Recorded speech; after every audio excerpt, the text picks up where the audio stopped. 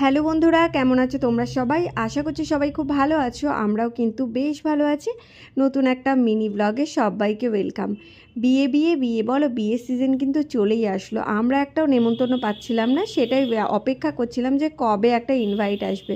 তো আজকে কিন্তু একটা বিয়ের নেমন্তন্ন পাবো। কার বিয়ে সেটা তোমাদের অবশ্যই জানাবো, পুরো ব্লগটা দেখতে থাকো।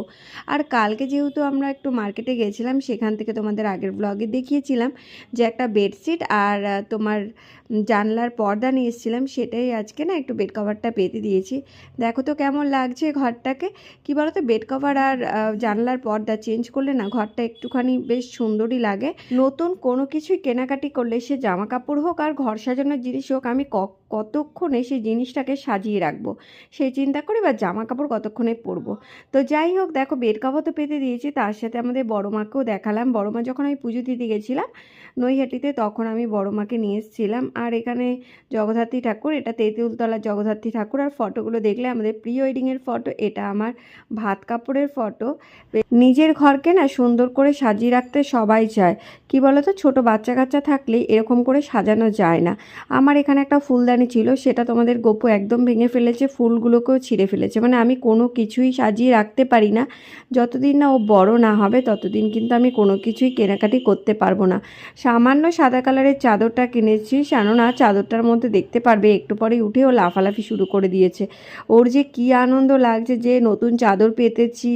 আর জানলার পর্দাগুলো দেখে ও যে কী আনন্দ, ওই পর্দা নিয়ে ঝুলে যাচ্ছে। পর্দাগুলো কতদিন ভালো থাকবে সেটাই আমার সন্দেহ। দেখো তো উঠে পড়লো।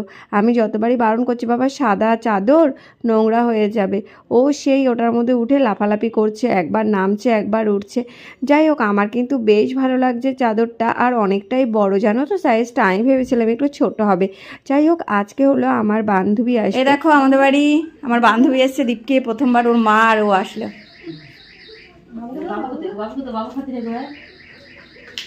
আরে আবার তুমিও দিয়ে দাও, এদিকে আসো, এদিকে আসো। চোখও পেলে আর কাউ দিদিকে দিয়ে যাও, দিদিকে দিয়ে আসো।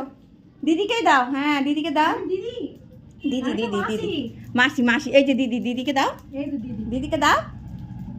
দাও না, ও ভাবছি আমি তোমার জন্য আছে বাবা, তুমি দাও না, তুমি দাও না। ভাবছি আমি এটা নিয়ে নেবো, তাহলে তো আমার একটা হয়ে যাবে। দাও দাও, নাও নাও বাবা নাও, তোমারও তো আছে।